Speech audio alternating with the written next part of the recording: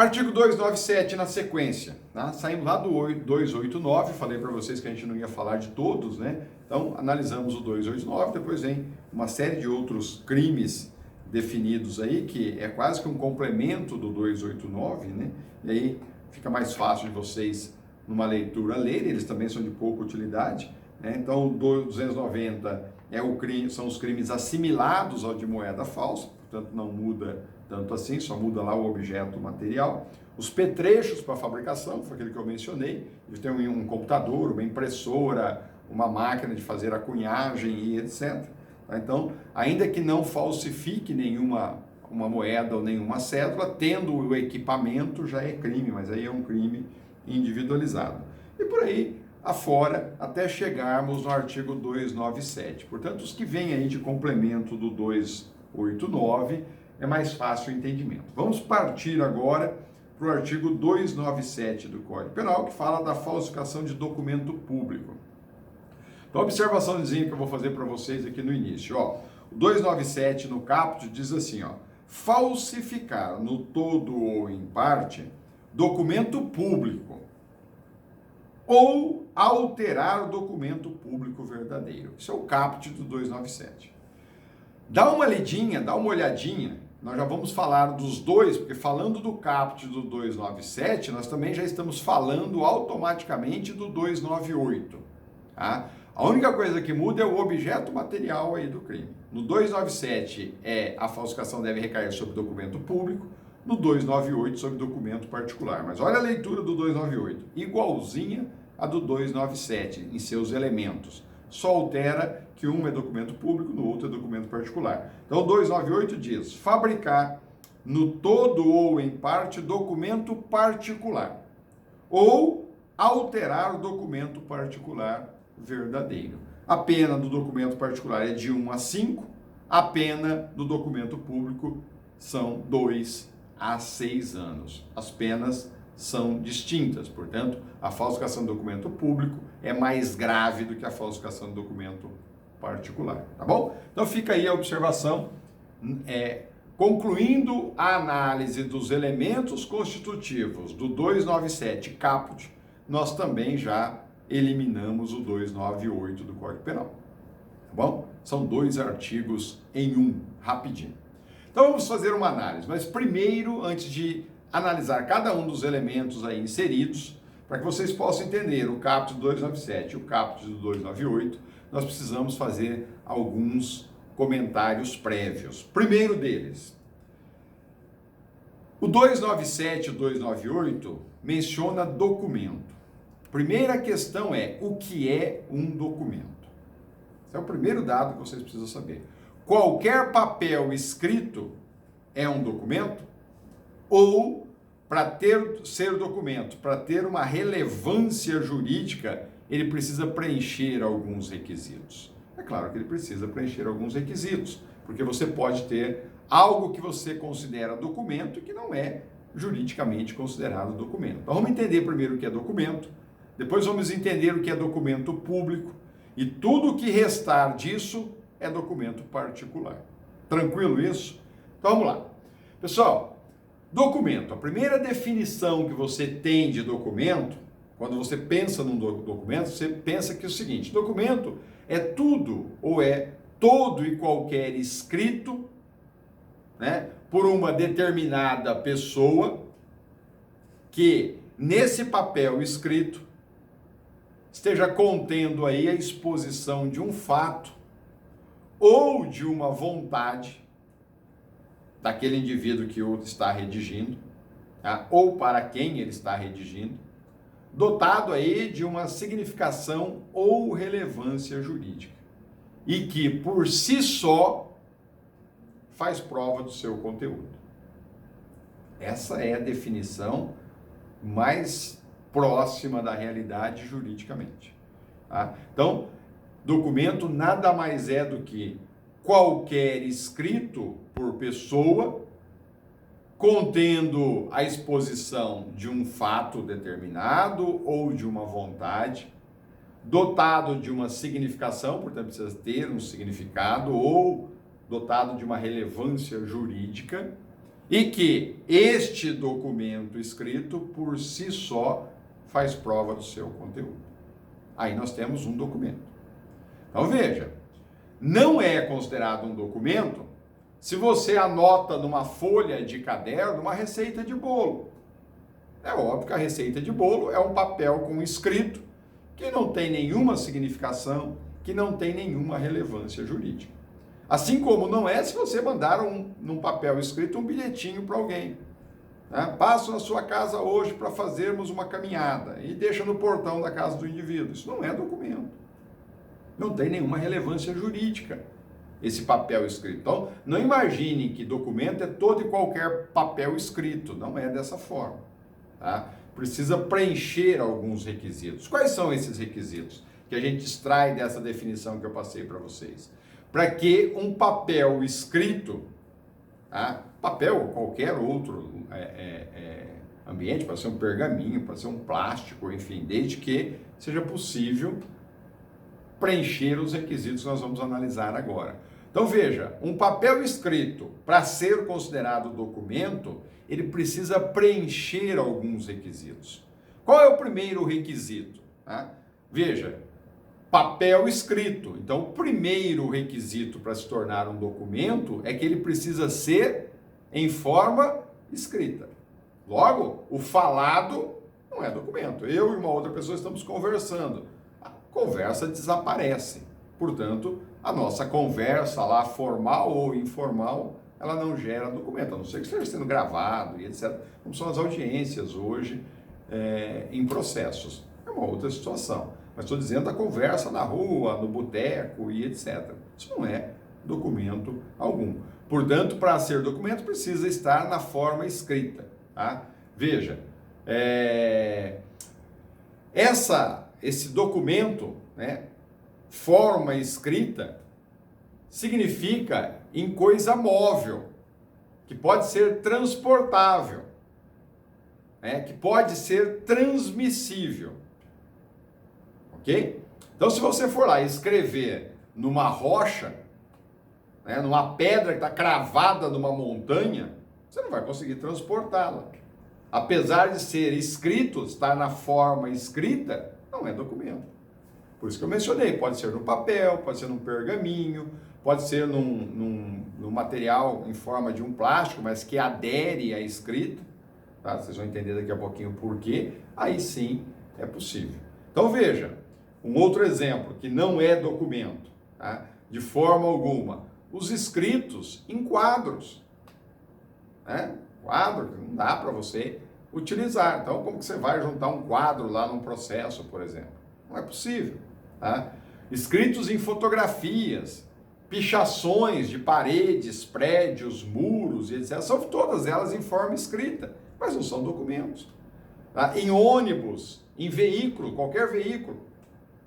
Um ônibus com uma série de situações, você cruza com ônibus constantemente, aí, com uma série de escritos. Aquele ônibus então é um documento? Não, não é um documento, apesar de nele conter escrito, né, uma forma escrita, ele não é considerado documento, porque ele não preenche os requisitos mencionados. Tá? Precisa ser transportável, você precisa juntar isso no inquérito, no processo, num arquivo qualquer. Você não consegue fazer isso com uma rocha, você não consegue fazer isso com um veículo, você não consegue fazer isso com um quadro e assim sucessivamente. A pichação que está lá numa parede e por aí afora. Portanto, não são formas consideradas de documento, levando em consideração a definição que nós acabamos de mencionar para vocês.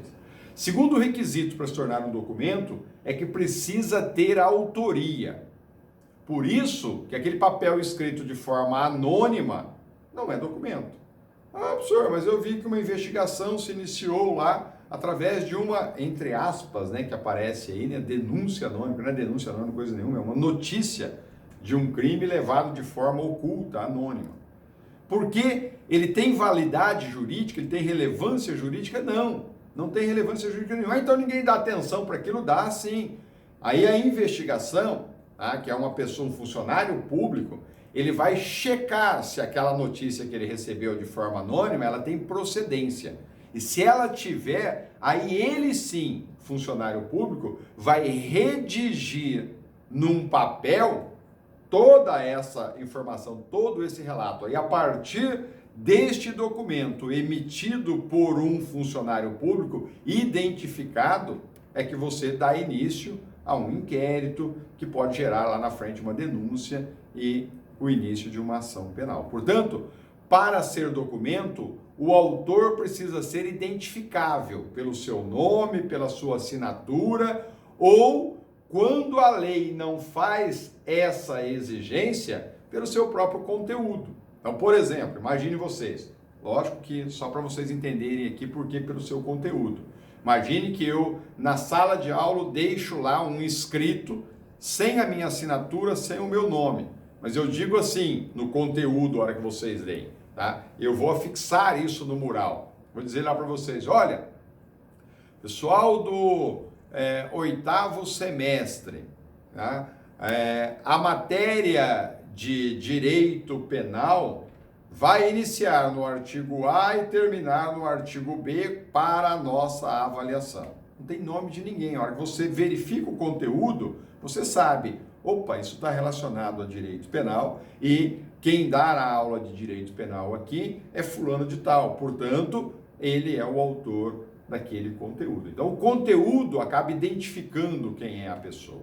Isso, quando a lei permitir, ótimo, sem problema algum. Fora isso, precisa ter o nome ou precisa ter lá a assinatura. E na maior parte das vezes as duas coisas. Por isso que sempre que a gente vai redigir um documento, a gente coloca a data, o local que ele está sendo realizado, o nome de quem o elaborou e aí então você o assina. Perfeito? Basta isso? Não. Tem mais coisa ainda para ser documento. Ele precisa ter, conforme eu já mencionei, relevância jurídica no seu conteúdo. Tá? Portanto, ele deve expressar uma manifestação de vontade ou a exposição de um fato relevante. Tá? Então, exemplo, um testamento, tá? Tem relevância jurídica o seu conteúdo, um contrato de compra e venda de um carro, de uma casa, de um terreno, o seu conteúdo tem relevância jurídica, tá? Portanto, é documento. A qualificação de alguém, né? Então você vai qualificar uma pessoa, você qualifica toda essa pessoa, preenche isso com os dados, tal. É um documento, tem relevância jurídica a qualificação, é óbvio que tem. Tá? Um depoimento prestado lá numa delegacia, num processo, tá? Portanto, isso tudo é considerado documento. Já um papel assinado em branco, sem conteúdo nenhum, não tem relevância jurídica nenhuma. Portanto, um papel assinado em branco não é documento. A receita de bolo, que eu disse agora há pouco para vocês, tem relevância jurídica nenhuma. Ainda que a receita de bolo seja assinada. Ela não é documento, porque ela não tem essa manifestação de vontade ou ela não está expondo um fato relevante. Tá? Não há relevância nenhuma nesse conteúdo, portanto, não é considerado documento. Outro requisito, precisa o documento ter valor probatório. Ou seja, deve ter potencial de gerar consequências no âmbito jurídico. Ou seja, quando esse documento for apresentado a alguém, ele deve ter valor de fazer prova sobre aquele fato a que ele foi redigido. E geralmente, esse valor probatório, ele decorre de leis, ou ele decorre de decretos, ou ele decorre de resoluções, de portarias e assim por diante. Tá? Por isso que ele precisa ter valor probatório, senão é um papel com alguns escritos. Então, por exemplo, Código Civil, ele confere valor probatório aos contratos de compra e venda. Vocês já estudaram isso. Portanto, você tem uma lei dando valor de prova ao contrato. Até que vocês têm um tema lá no Direito Civil que está lá dos contratos, você estuda todas as formas de contrato. Portanto, o contrato é um documento. Tá? O Código de Trânsito brasileiro, a Lei 9.503, ela dá valor probatório à CNH, que você utiliza para conduzir o veículo automotor. Ela dá valor probatório ao CRV. certo? Que é o certificado de registro de veículo. É o que comprova que o veículo é seu. Ao CRLV, que é aquele que comprova para o policial, quando te aborda, que o veículo está legalizado, está licenciado, está tudo perfeito. Esse é de transporte obrigatório. Enquanto o CRV não, você guarda na tua casa, é o recibo que a gente fala. Aí eu vendi o meu carro, eu preciso assinar e preencher o recibo. Aquilo é um documento, porque o valor probatório dele está inserido na Lei 9.503. E assim sucessivamente. Tranquilo? A fotografia, por exemplo, tá? Não autenticada, né? A fotografia não autenticada, se você pegar lá o artigo 232, parágrafo único do Código de Processo Penal, o legislador menciona que ela não tem valor probatório. Portanto, a fotografia não autenticada, por determinação do Código de Processo Penal, não tem valor probatório. Se ela não tem valor probatório, ela não preenche os requisitos que nós estamos analisando, ela não é documento. Tá? Portanto, se ela for autenticada, aí ela passa sim a se tornar um documento. E por fim, o último requisito para que nós tenhamos um documento, portanto, válido juridicamente, é o de perpetuação. Tá? Veja, pessoal, significa ter durabilidade, não significa ser eterno, não precisa ser eterno, mas ele precisa ser durável quanto ao seu conteúdo. Veja, você vai ao banco e efetua um pagamento de um boleto. E aí o banco, o caixa eletrônico do banco te emite um recibo. Se você apanhar aquilo, você virar o verso daquele recibo, o próprio banco no verso diz lá, este comprovante não tem valor probatório, ele não serve como documento. Tá? Então, se você quiser utilizar aquilo para... Então, você comprou um carro, por exemplo, financiado, você financiou ele em 75 vezes.